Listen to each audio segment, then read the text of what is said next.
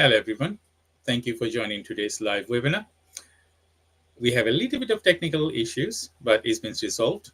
So, as usual, um, we have started our live webinar. Specifically, you know that we are doing this live webinar with Anna Bravington co-hosting these events from Andy Business Club. And it's 2 years we are doing it. It's a long time, Wow. isn't Yeah, that is a long time. And it's just flown by. It's flown by. it? It Yeah. feels like we only started yesterday, but hopefully, or in those 2 years, we've helped some neurodiverse founders.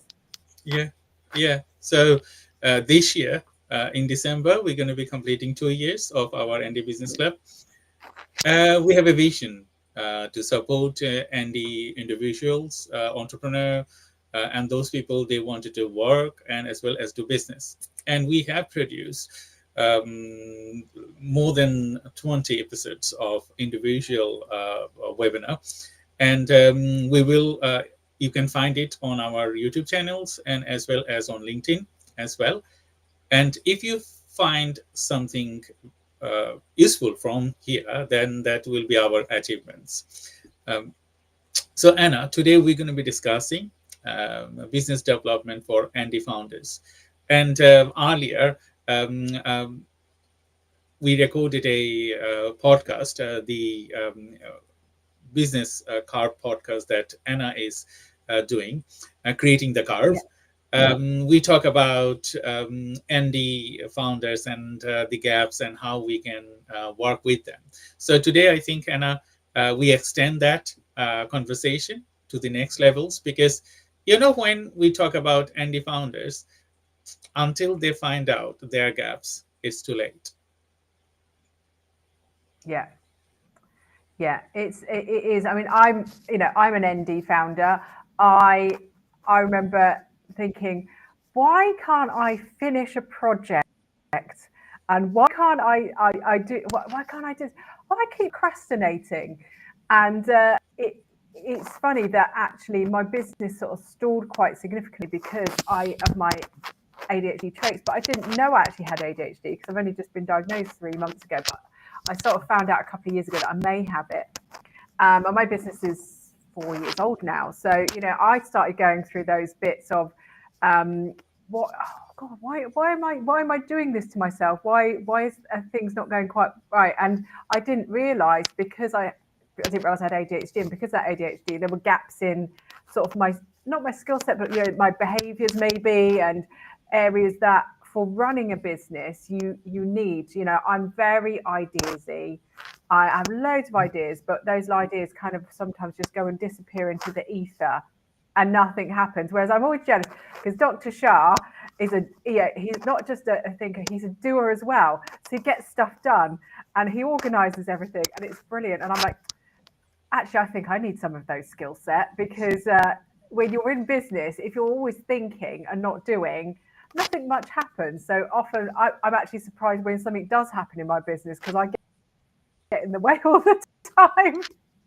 Yeah, I think creating the curve is a huge milestone for you, and you have completed so many episodes till now, and we started 2 years back on the Fairham Innovation Center that will start and the Business Club, and from there.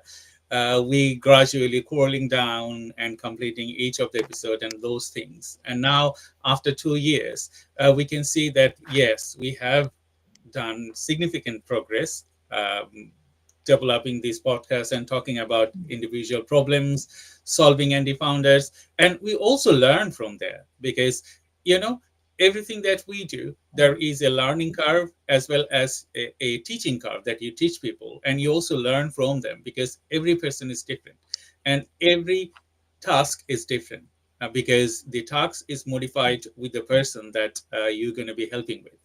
And you know, specifically, we wanted to discuss today what biggest growth challenge Andy founders faces today. So, do you think, as I'm Andy founders, similarly, I did not know my problems, I had lots of problems, and I did not know before.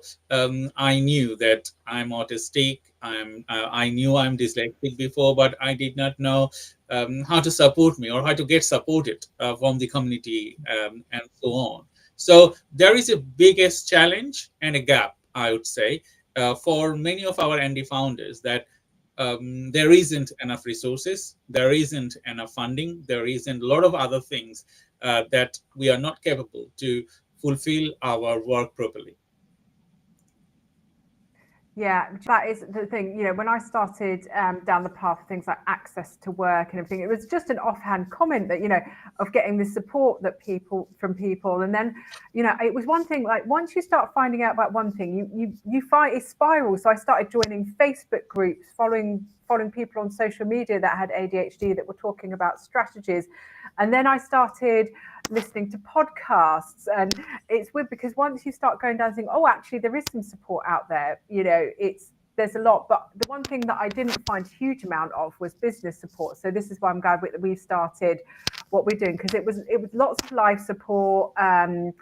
I think it's Alex Partridge who does the podcast and the book Now It All Makes Sense. That was very much about life, and it's supported me a lot in that way. But when it comes to business, I think there's not as much support, or it's not talked about enough, from support like what we do, but also, we've talked about on previous episodes, access to work, PIP, some of these areas that can help. Even I do a lot of work in sort of grants and funding, and there are grants and funding to help disabled business owners as well. I mean, not loads of them, but there are little bits around, and you can sort of accumulate sort of like some help here and there. But actually, unless you go digging for it, it's really hard to find, isn't it? Yeah, I totally agree with you, because I did not know about access to work. I did not know a lot of other grant and funding, but mostly what I have seen, when you work with ND individuals, they have a huge knowledge about a lot of different things, but they don't have adequate knowledge on, okay, how they can get supported from government, how can they get funding from local government or any other funding opportunities. And I think mostly ND people, they are introverted, so that's why they don't want to go and mingle with different groups and different people and different organizations. So that's why initially they suffered, specifically because I am a receiver of access to work. The support I receive from them is huge, because some of the things I'm very good at, but some of the things I need support. And if someone is supporting that, and as well as paying that, that's a great add-on. And it also stir my work to the different levels, because the work I used to do in usually before the support was aided to me, I can compare that and now, like, okay, I can do more work now, because I don't need to think about my spelling mistake. I don't need to think about my scheduling. I don't need to think about what I'm going to be doing next. So if someone is doing that for me, that's a great add-on. Yeah, absolutely. I'm the same. So a few of my favorite bits I got from Access to Work was a system that I can dictate into, and then AI converts it into a bit like sort of Oscar AI sort of thing. It's called Caption Ed, and you talk into it, because I verbalize a lot. I have fibromyalgia and ADHD, so not only is my brain going 50 million miles, but particularly in the winter, like at the moment, my hands are very seized up. And I struggle to type. And so for me to be able to, the freedom I now have that I can verbalize what I'm thinking into Caption Ed, and it will translate it, but it'll also fix it for me as well a little bit as I go, is fantastic. And then I also have Claro Read, which is they have the mind mapping software that they've got in there is fantastic for me to organize my thoughts. Really nice software. And also it reads back to me as well. So I can use it to read web pages. So if it's too long and wordy, it reads back to me. And it's the sort of simple tools that are just give me a little bit of help here, there, and everywhere. I also outside of Access to Work, I pay for ChatGPT, and that's really good for, we talk about that quite regularly about, these AI processes that they are really good for putting your ideas in, helping to stimulate your brain, get it going, and sometimes step away from the overwhelm. So I use those, and then I've got some admin support who, because my biggest area is organisation. She's been great. She's helping me organise my podcast. So contacting people, making a process that I can follow, and all this sort of, that to most people probably seems like quite simple stuff. But to me, these small bits are actually stopping my business growing at the rate it should, because it was getting in the way, and there was all these sort of little gaps along the way that were the problems that I had. I don't take ADHD medication at the moment, so my brain is still full of bees. Although I'm thinking about trying it when I've been put in for the 10-month wait or whatever it is to try it. So my brain's always full of bees. So what I like to do is just take the little bees out and give them to my assistant, and she'll help organise them for me. So I know someone says that ADHD is like having all your tabs open. Imagine being able to just give a few of those tabs to someone else to organise and take away that mental load. Because I also have fibro as well. I get quite low energy. So, trying to overcompensate for ADHD plus getting tired through fibro, that energy depletes quite quickly. And then I end up in pain and difficulty. And particularly it's quite seasonal as well. So in the winter, my arms and hands get really painful. So all of this just helps me work a little bit faster. And it's not the solution to everything. I think some people it might solution, but the thing is, I've still got ADHD and I've still got fibro, so it's not taking the pain away as such, and it's not taking the ADHD away, like the negative sides of it. But and I still have to do things like I have to tell my assistant that I need something done, which can be hard for me. So it's not the perfect solution. I don't think there is a perfect solution, but it's just sort of like that equalizing things a little bit, isn't it? It's just helping. I totally agree with you, because ND founders, they sometimes don't think about the depth of their work. That's one thing. Second thing, I work with a lot of ND founders that they cannot prioritize their work. There's another thing, because most of the way that we have brilliant ideas, but what ideas do we want it to carry on at that time, and based on the business as well, because the geography you are in, the business domain you are in, as well as the customer you're going to serve. So if you have a brilliant idea and you want to grow that idea to the next levels, either you have to have funding, or you have to have like right proportionate decision making. Like, okay, you have a brilliant idea, but that idea is not appropriate for the time being. Maybe that is appropriate 5 years later. But what you should do, should you just wait, or we would do something to grow that idea to the next levels, and then it comes up with working along with multiple projects and those things. And I have found that most of the ND business people, they have like huge ideas, and they don't work with a business coach, I would say, like you and me, to prioritize those ideas to the next levels. They don't do enough research. We go by our heart, not our brain.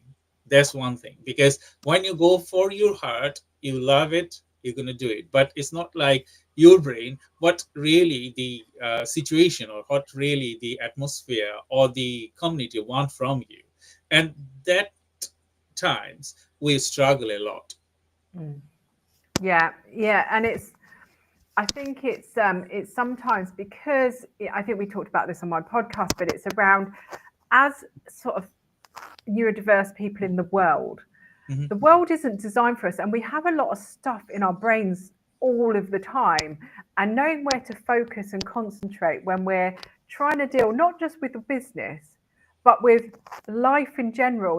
If you're, I see my son going through life of it's too, he can't, he struggles to do schoolwork. He's really bright, really switched on, but actually he's fallen behind in, behind what the average is in school. And it's not that he can't do it, it's because the classroom's too noisy. There's this. And I feel like as a business owner, that's similar, because like you said, you can't see that sort of wood for the trees. There's so much going on as a business owner. Where do I focus? How do I make this better for myself? When actually I'm trying to cope with being overstimulated all the time, with overwhelm, with coping with maybe if you've got other conditions like pain and tiredness and all of this. And then this is why I tend to go more on those feelings, because that's all that I've got left. There's no brain power left. I'm going with the feelings. Oh, what do I feel like doing? What feels best? Because actually, there's nothing left here. I've used it all up, and it's too overwhelmed. So then I'll just go on. So I fancy doing that today because I'm going on my feeling. Because actually, I couldn't cope with picking something maybe that is too overwhelming or too much, or putting that thought into that. I'm just like, I need something that's low overwhelm, but actually that might not be the thing that's getting me forward. Like the other day, I spent 2 days on a new membership platform having a look at it, because I, once again, shiny new object, thought that, that might be better for our customers. Luckily, in the end, after 2 days, I decided it wasn't right, and it was just me testing it out.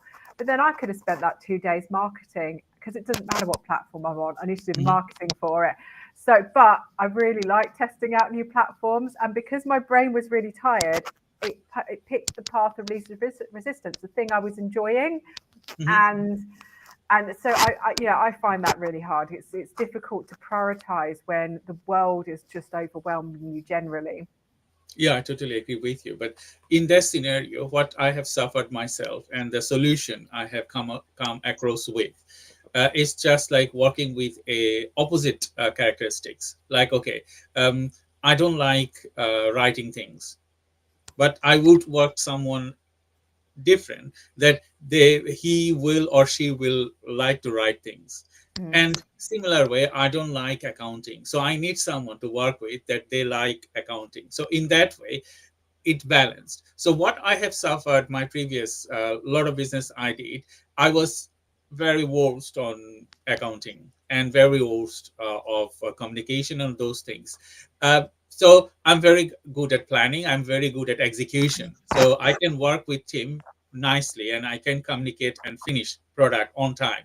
But when you ask me, okay, do accounting, how do you balance, how do you grow the business, how do you know every bits and pieces, how much you are spending, I'm very bad on that. So what I have learned from this mistake, that I need someone that they can support me with this. And now even if I don't like it, I have my business development director, and he will say, I have to sit with you today, and this is today. There isn't an escape, and I have to. And if you don't do that, there's going to be big trouble for you. So these things, it's equally prioritizing these things. Like, okay, you need to listen to someone that the gaps you have will steer your work to the next levels. Like, we are human, and as an Andy person, we have different development needs and as well as goals. So when you cannot prioritize those goals,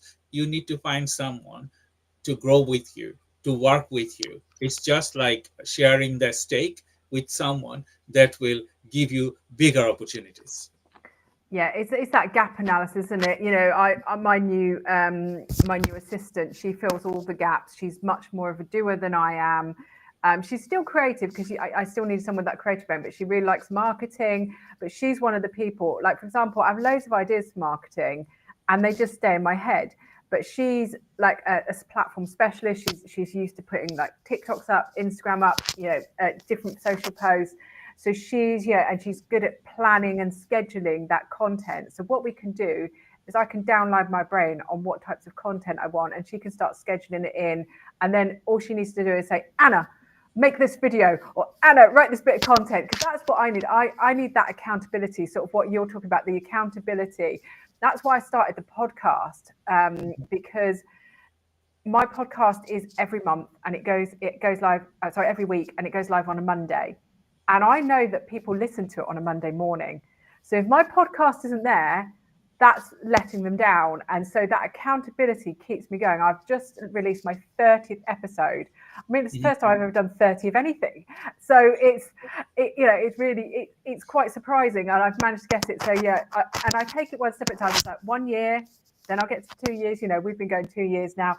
It's just that step by step, but actually that accountability side is where that's where I thrive. If someone is expecting something and you can't get out of it, then that's my sort of key thing. And the thing is, once you know that, it's like, how do you benefit from that? How do I make that accountability into every step of what I'm doing? Because there are tasks that I've got that I've been sitting on for 6 months that actually really do need it. They're getting quite urgent now. But I still haven't quite got that accountability for them. So now I'm like, how do I build that into these tasks? Because I know that will motivate me. And I know a lot of ADHD people do. We do work quite well with that accountability checkpoints and getting things done. And for me, sometimes not a checkpoint isn't enough. I need something quite big, like, for example, going live to an audience or knowing that people are sitting there. So, for example, I need to get 2 roller banners done, and actually, I need them done because like my background when I'm videoing doesn't look fabulous. I want to do some new videos. I'm still doing videos. It hasn't stopped me doing the videos, but actually, it's getting quite urgent now because I need to do some courses. But I can't quite get myself over that line of doing it, and it's trying to work out your psychology of what's going to help you do it, so it is a bit of self-reflection, I think, a lot of the time.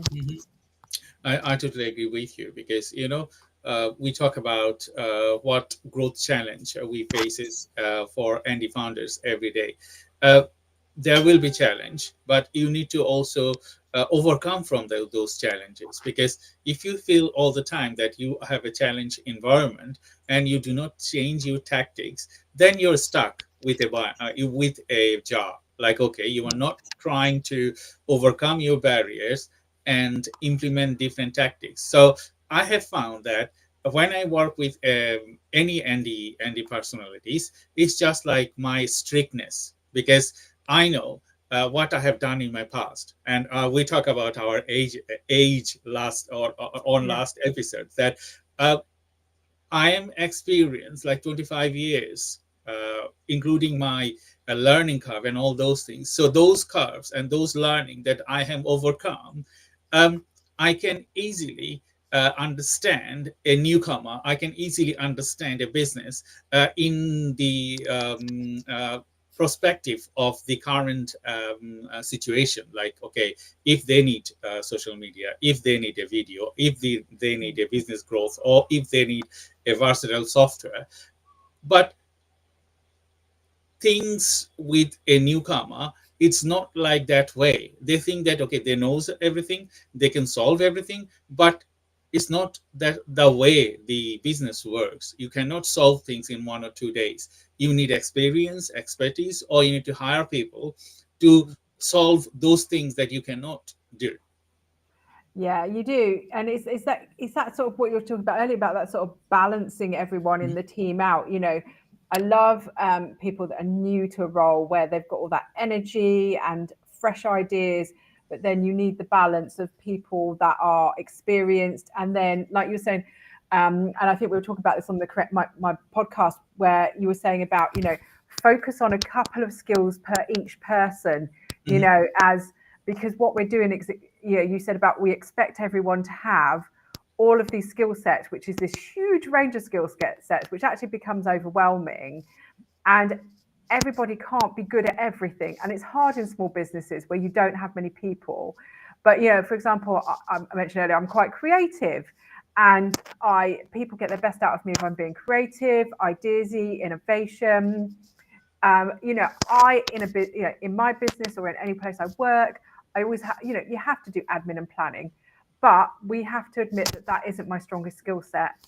And the thing, like you were mentioning on the podcast, that well, let's just admit that that's not your strongest skill set. Let's fill the gaps. They have someone that's really good at planning and stuff, and then someone who's really good at creatives, and they work together really well.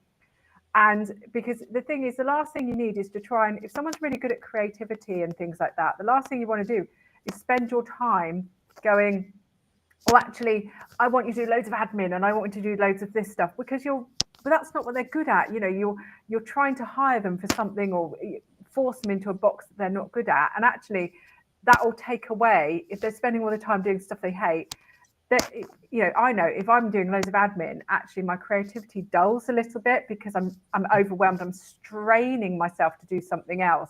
So I love this idea, this concept you said about sort of gaps, partnering people up with different skill sets, concentrating on a couple, because there's not many people, I don't know any that are absolute experts in creativity, admin, planning, all of these. I mean, I think as neurodiverse people, we're quite broad in our skill sets a lot of time, but even us, we have our specialities. And I always find that's always been my struggle, where someone said, oh, you've got to be good and do this, and this, but also do your main skill set as well. And it doesn't always work. You're not getting the best of people, are you?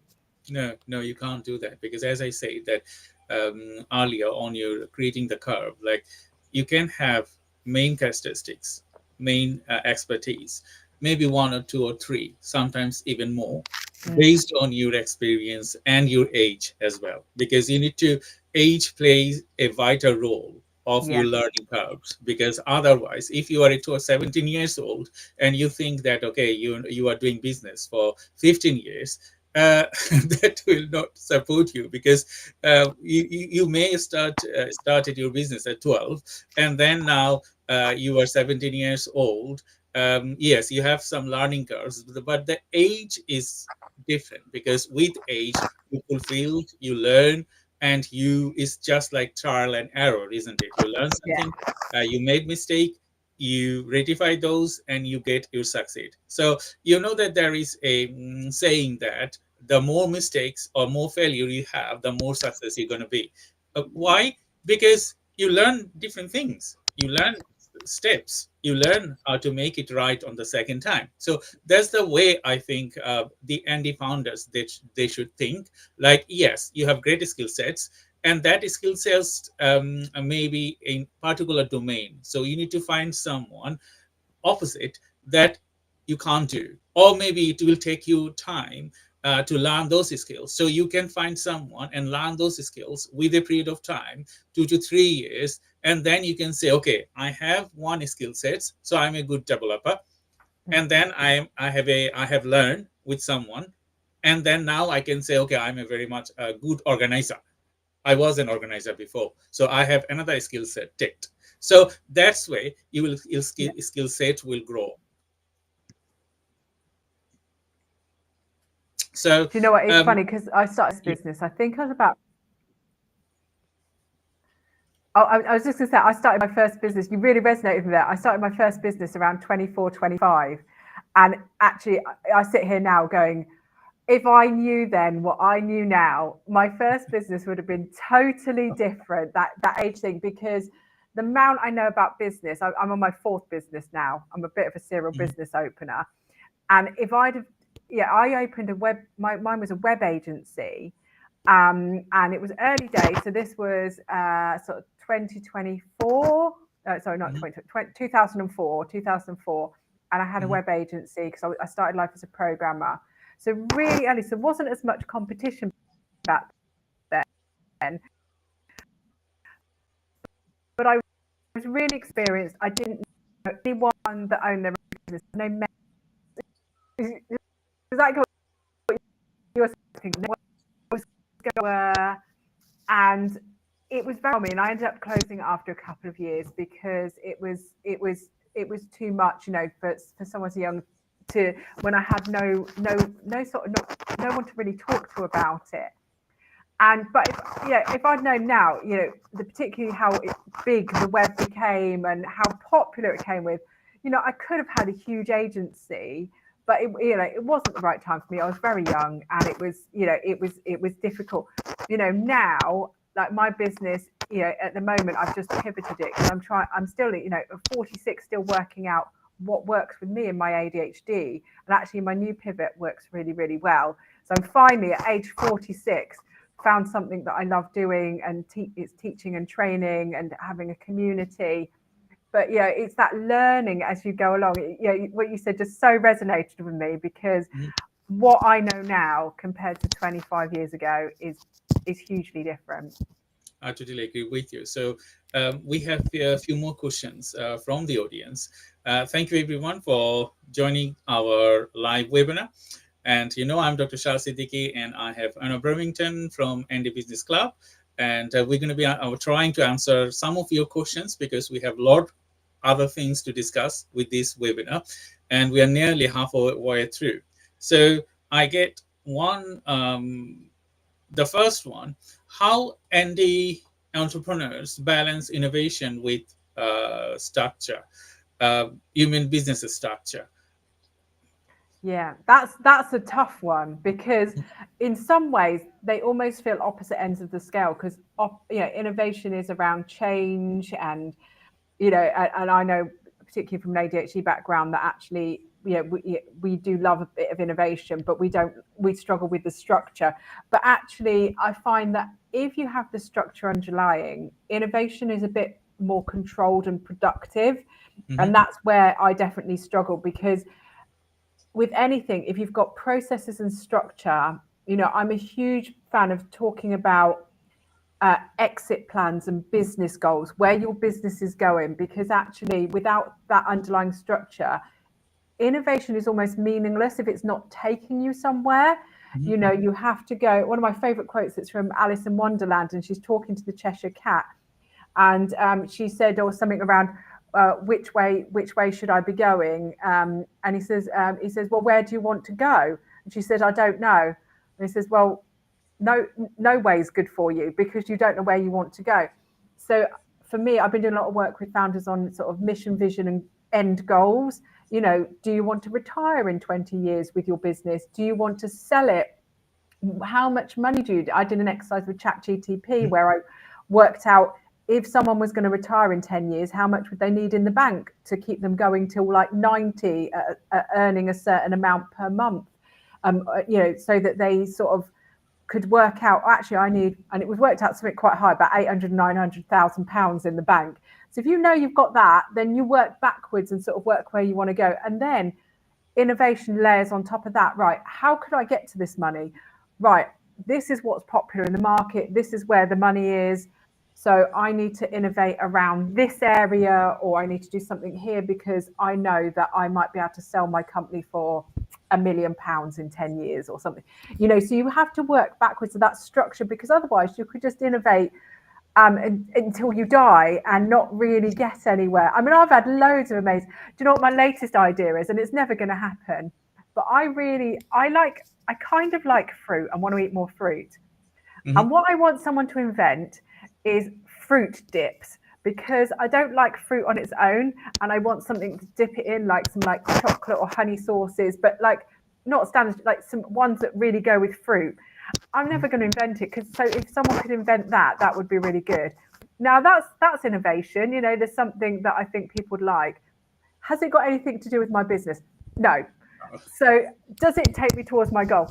Absolutely not. So should I invent fruit dips? Probably not. I'll leave it out there in the world, and someone else can invent it for me, so I can buy it. And that's how you have to. If you don't have that structure, know where your business is going to go. I could easily start learning, because that's what I would do. I would go and learn how to make fruit dips. I would make them in my kitchen, and then I would try and sell them. And then I'd have two random sides of my business going in two different directions, and that just doesn't work. So don't go, if you're doing AI, don't make fruit dips. Choose what direction you're going in. Thank you, Omar, for your questions. And for me, I totally agree with you, Anna, because you, as I said, as ND founders, you might have millions of ideas, but you need to see that millions of ideas, prioritizing which one you wanted to go for and which bandwidth you have. And we are very good at reverse engineering. And we would say that whenever I think, I can think about 360 degree. Reverse engineering is a core characteristics of, I think, most of the Andy founders, because you can see the end and you can start the beginning. So as Anna said, that you need to know you have money. That's one thing, because without money, if you wanted to do business, you can't do that, because you need to pay people, because everyone works for money. So if you don't have money, you have to earn money to start your projects, or you need to partner with someone. Sometimes you don't need always money. Sometimes you can have opposite partner.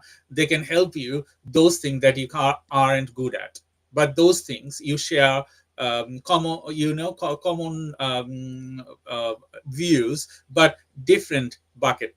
So you have your personalities, you have different personalities, you can share benefits and all those things, but you grow your business in different directions, and that will support you. But if you think that, okay, most of the time we become very greedy, like, okay, I invented it and I wanted to the 100% things.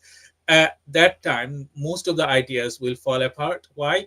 Because either you have to have money to hire those people to finish your work, or you have to engage with people with different characteristics to grow your business. Otherwise, you cannot. Like Anna, you say that, okay, a deep stake, but you don't have that expertise. But if you wanted to have this idea to grow this business, you need to find out someone. They have great enthusiasm, great idea, and they wanted to grow this business to the next levels. You might support them with specifically one or two things, but it's not your thing to do. But if you think about, okay, you wanted to grow an advertising business that you are doing, so that's your niche, that's you can do. That's you need someone to do, like the VA, some of the work, or maybe your business partner some of the work, and you grow together. So in that way, structure is very much needed for any business that you want to grow. So that's why we have different type of JD. We have different type of designation, like, okay, someone business development director, someone innovator, someone this, someone that. So this structure you mainly need, as well as the JD you also need, and the process you also need. Either you reverse engineer it, or either you think to go forward, like, okay, I wanted to start there, and I need an end there. So business process, JD, structure, is mostly any business they need to grow to the next levels. Yeah, absolutely. And that's the thing, isn't it? It's filling those gaps. I mean, I always talk about me and my business partner, and we're basically the same person. And it's lovely for harmonious sessions where we agree on everything, but then nothing gets done because I have ADHD. She thinks she probably has ADHD, or she has a lot of the traits. And we're too similar.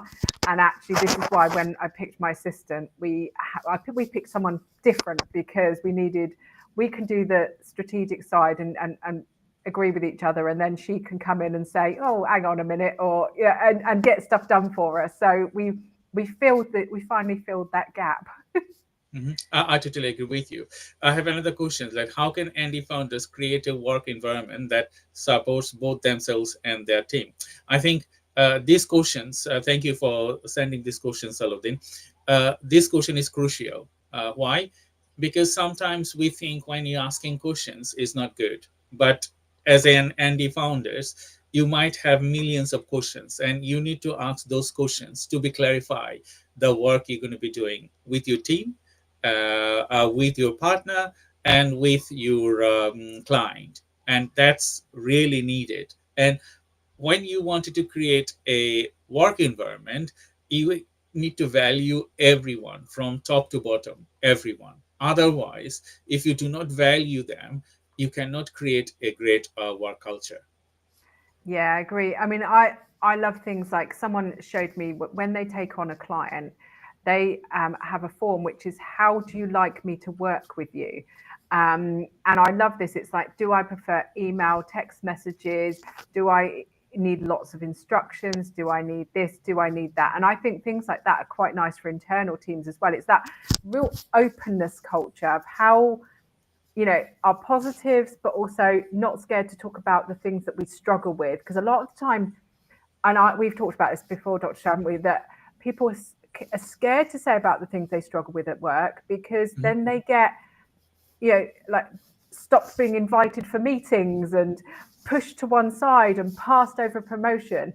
And what companies need to do is make it really open environment, really supportive, so people can just tell you what they need. Because every neurodiverse, every person, not even neurodivergent people, everyone works differently. Introverts, extroverts, everyone. And actually, I love this idea of just saying, this is what works for me best. This is how I work with people, and us all just being very open. And I like, when people give feedback, oh, I really struggled with the instructions you gave on that project because they weren't specific enough. If you've got a really, what do you call it, psychological safety sort of type of business where people can just say and be honest, I find that's the best. Because you know, we could give you some sort of techniques, and stuff, and there are some ones that you can use, but also just asking people what they need is, I find, is the best thing. And just Mhm. thinking about, how you run your meetings. Are they inclusive? Are they including people that need time to think? Do they include agendas that, people need some warning of what's going to happen? Do they let people that are introverts talk, or is it always the same voices? All of these type of things in every activity, just thinking about different personality types. I totally agree with you, Anna, because if you do not value your colleagues, it doesn't Mm. matter they have a small knowledge or a big knowledge, or they work on a really entry level jobs, or they work as a C-level jobs. It doesn't matter really. It matters that you value everyone. Sometimes idea can be created from the entry level jobs, and you as an expert, you can nurture that idea and grow that to the next levels. Because when you have something from entry level people, they don't have the expertise you have, but they are innovative, they have the idea, so you can grab that idea and value them and work with them to fulfill and succeed what you wanted to do. I think mostly in ND community and overall non-ND community as well, they fail to understand that. So if I'm experienced, I will not value unexperienced people. And there is also, I have seen that I'm newcomer, I have great ideas, I don't value the experienced person either. So if you cannot marry those up together, like, okay, you are a team, you're going to be working with, listening to them, and as well as sometimes I have seen that you are like a person that is senior to a junior one in age. Like, okay, you are experienced, but someone below your age is your line manager. So how do you value those relationships? Because when you have a line manager, they are half of your age, and you have knowledge and expertise, but they have the creativity and those things. That's why they're sitting over there. So you need to work together these gaps in between, otherwise you cannot grow. Yeah, absolutely. And also, it's just that, I'm a big believer in, if you've got junior people, getting them to talk in front of the senior ones and helping to build their confidence. And when I grew more senior, sometimes I would go, it's a bit like undercover boss, where people go on the ground. I feel like those roles, you need to put yourselves in other people's shoes as well. So Mhm. get the, I used to get my junior team members doing presentations to the C-suite, oh, this is what we know about SEO, this is what we know about this. And actually the C-suite really appreciated it. The CFO once said to me, oh, no one's ever told me this before. This is really interesting. I didn't know this about marketing and how it worked. And he really appreciated it. And then it's really nice. I know that when I worked in retail, one of the places they would send you, when you first came there, you went and worked in a shop for the day, so that you didn't spend all of your life in head office and not actually realize what it's like on the ground. So just getting that sort of cross pollination of everyone, I feel like a bit of an empathy, understanding each other. I also did things like an innovation lab where, once again, worked in retail. And we got everyone to just submit ideas, no matter what part of the business you're from. So they all felt included and seen. It's just this sort of like making it a really nice culture where everyone's seen, heard, can talk openly without this fear of retribution, which I think is quite a lot of companies. And this is where your company will struggle if people are not being their best person. I totally with you, Anna. So we have a next questions. What common growth uh, bottlenecks do Andy founders face, and how can they avoid them? Well, mine's always the doing. So I have the idea, and it gets to the idea, gets to like maybe the planning stage, and then actually I just don't do. And this is the thing, it can be different for lots of different founders. Hmm. I know some people that really struggle with the ideas side, and so they can't come up with the idea. But if someone gives them an idea, they can go and execute it.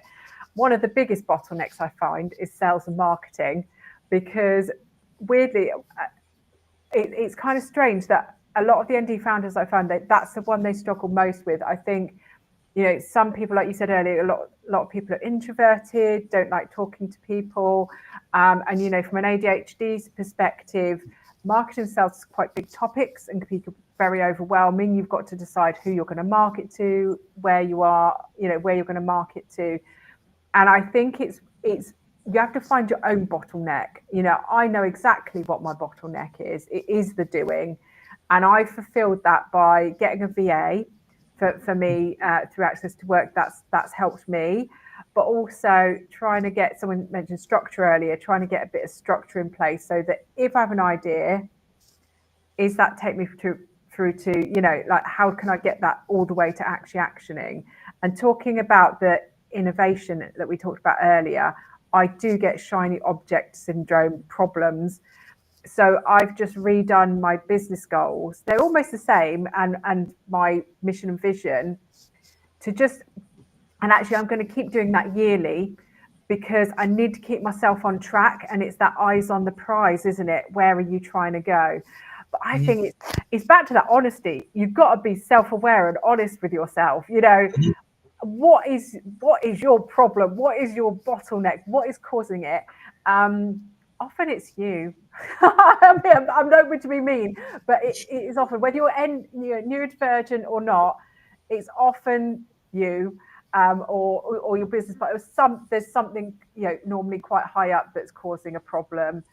Some of that might be that you're not delegating things. So there is, self-reflection at this stage is very important.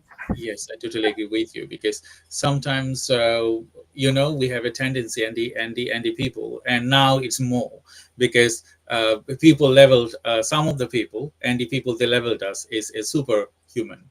But for myself, I see it like, okay, we are not superhuman. Our genetic mutation is different with trial and error.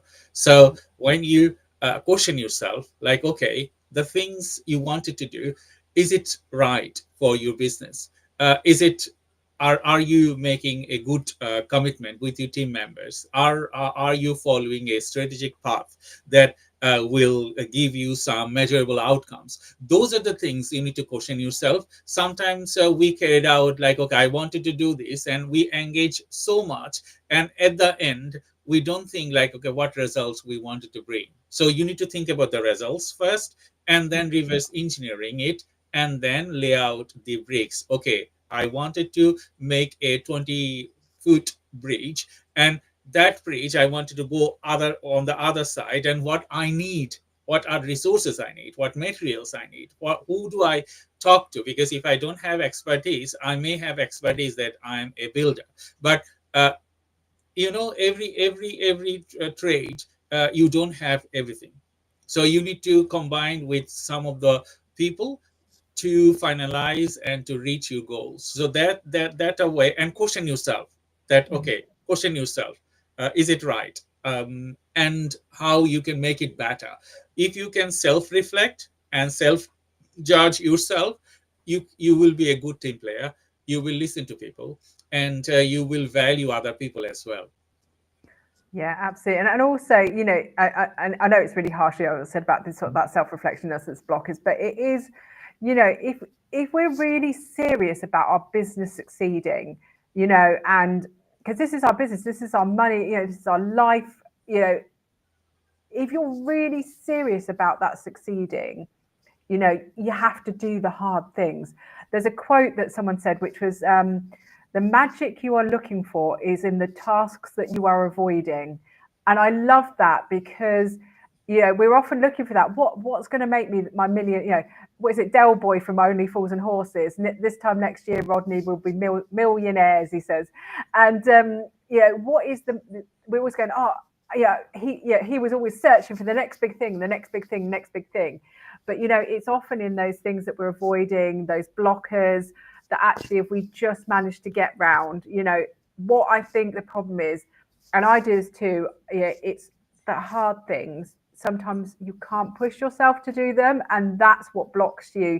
For me, it is the doing. I push, and I'm like, I know I need to do it. I know I need to do it, and it hangs over like a black cloud over me, of like, I really need to do this. Why am I not doing it? And it's very frustrating, but that's where, this sort of doing of marketing and reach out and things like that, that's my blocker. And I've had to self-reflect quite a lot recently on what, give myself a slap around the face. What's going on? Why can't I do it? And some of it is, I have ADHD, I can't remove that. And there are chemical, genetic things that are going on in my brain and body that are stopping me doing that. And so back to what Dr. Shah was saying, I've got to find a way around that. I've got to find a way around that blocker. So once you're self-aware, what can you do? And sometimes it might be access to work might be able to help. Get yourself an assistant, get yourself a partner. There are local things as well, like where I work at Fareham Innovation Centre sometimes, and we have like growth clinics that Hampshire County Council put on, Fareham Council put loads of stuff on. So actually there might be some local stuff that you can do that helps as well. So, do look out for those things that help you around those blockers, because they are frustrating. It is hard. I totally agree with you. And another thing that I wanted to share here, like, you need to engage with people. Either you like it or dislike it. If you are a founders and if you wanted to have a business and support a community, I think the first thing is for you to move out from the barriers that you have introverted characteristics. You have to go out. You have to go to different groups, and there are lots of hundreds of different groups. They do business talks. They do a lot of other things. You don't need to be to engage every groups, but you can go over there and see them, and you will learn how they are doing businesses, and you will find some young people, you will find some experienced people over there, and you can self-judge yourself. And another thing I wanted to discuss in the last few minutes, Anna, anti people, they have self-doubt, like, okay, can I do it, or am I capable enough to do it? And as well as external biases, like, okay, so what people will say if I cannot do it. So in that scenario, how would you recommend yourself, or what you do as a ND founders? Do you know what? It's something that's historical in us, because when we were children, there's research, I think it's something like, is it neurodivergent children have something like 20,000 extra negative responses that they have to deal with. I think it was every year or something, but it was quite large. It was all these extra sort of little comments, jibes that you have. Oh, it's not very organized. Oh, she's a bit talkative. Constant little things nipping away at you throughout your sort of childhood and teens. And so we do get this sort of, we're not good enough. There's a lot of stats around neurodivergent people and anxiety and stress, and it's being aware that actually that has probably affected you, and it will have affected how you see yourself. So you might feel, and also I know in ADHD is rejection sensitive dysphoria, I think it's called as well. So there's all these areas where you feel like you're not good enough. And actually, back to what you're saying, Dr. Shah, meeting people, I love meeting other neurodivergent founders, and we all go, oh, I feel like that too. And we sort of all support each other, but even other business owners where we support each other through it, because it takes, I think I've said this before, it takes a village to raise a child, but I feel like it takes a community to raise a business. You don't have to, we always think we have to do it on our own, but we don't. That is not giving in if we have people helping us and we go to communities. And sort of back to your point, Dr. Shah, if you're introverted and an idea of talking to loads of people is difficult, find one person that you can have a peer-to-peer conversation with. Or if you go to networking, say, I'm going to speak to one person this session. Just set yourself small goals of what you're going to do to be able to help yourself past that, because you don't have to talk to everyone in the room. You could say, I'm going to talk to one person, I'm going to talk to two people. And then that's it. That's all you need to do. Because I find that I go to networking and I'm like, talk to a couple and I'm like, I've had enough now. I'm just going to stand in the corner and watch for a bit. There's no, take away those preconceived ideas. It will take years to try and undo everything. But it's worth going. And you mentioned earlier, Dr. Shah, coaching is really good for helping get rid of some of those old preconceived ideas as well. Yeah, I totally agree with you, because as Andy, people and working with ND people, I have found that yes, we have self-doubt. I shared most of the time that I was very much introverted in my childhood, and I used to hide under sofa, bed, behind my mom's, and I was afraid of the world. But look who I am now. I'm very extroverted now, and I teach people. I work with people. I mentor people. I'm a good speaker. But these characteristics, as I said, it did not grow in 1 or 2 days. You need to find your niche. And based on that niche, if you wanted to become an entrepreneur, you have a great ideas, then you need to overcome your barriers. But overcoming barriers is not such a way that you wanted to fulfill the gaps you have at the first point. You need to make yourself stronger the point you have right now. Like, okay, you have a very excellent idea, so you make yourself excellent first and increase that productivity, and gradually we will find out, okay, what I can do to minimize those things because I'm struggling there. Or maybe you will find something, okay, I'm struggling there. So then gradually it will not, you can't overcome it in next day. It will take time. You have to have plans, methodology, work with someone, and then you can make yourself as a solid person at the end. But don't afraid, don't afraid. If you wanted to become entrepreneur, you can, but you have to invest your time, energy, money, and we have to work with people. Otherwise, you cannot become an entrepreneur and serve other people. Do you know what? It's funny, you were saying about being under the table. I remember I was about 10 or 11, and I vividly remember that when I was 10 or 11, I wouldn't even laugh out loud. I had a silent laugh because I was so introverted and so nervous about being in the world that even when I laughed, it was completely silent because I wanted no one to notice me. I know I have my podcast. I'm doing this with you, Dr. Shah. You can sort of help learn these things, and particularly getting over that sort of rejection side of things. I mean, when I started doing podcasting, I actually hadn't really done any videos or podcasts. My first podcast was 4 years ago, and in one of my communities, one of the chaps knew that I was struggling with video. So just safely in the community, he did things like 2 truths, 1 lie and things like that. We just did safe little videos where we pace them out, and actually finding that safe place that you can practice and try things. That meant the world to me. And then I'm on my second podcast now. I'm doing lives with Dr. Shah. And, do I need to sit down after I've done a live or a podcast? Absolutely. Because, it's still overwhelming for me, but I do them. And then back to that sort of structure, knowing yourself, then I have a sit down for half an hour. I will then be able to tackle the next task. So, you can sort of work your way around these things as well. Yeah, I totally agree with you, Anna. We're nearly end of our session. We're going to be say bye bye to the audience. But before I say bye bye to the audience, I just wanted to say your first initiative will not be perfect. If you see our podcast, my podcast, when I started 4 5 years before, people laughed at me like, okay, you cannot pronounce certain words, you have problems, memory problems, those things, you can't be a good podcaster. And I challenged myself. And after 5 years, you can see that, yes, I'm doing well, I'm doing great, and I will improve further.